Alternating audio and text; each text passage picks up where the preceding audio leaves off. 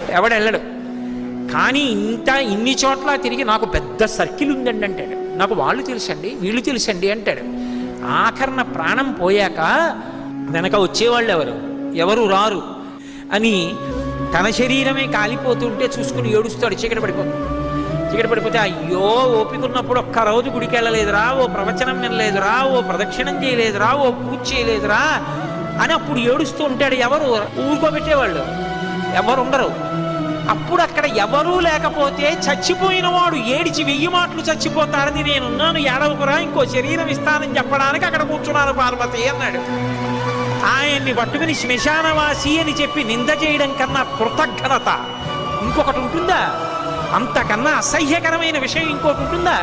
అలా అన్నవాడు అసలు మనుష్యుడు అనిపించుకోవడానికి వాడు యోగ్యుడే. కాబట్టి అందుకు కూర్చున్నాను పార్వతి, అంతేకాని నాకు సరదా పుట్టి శ్మశానానికి వెళ్ళి కూర్చోలేదని చెప్పాడు.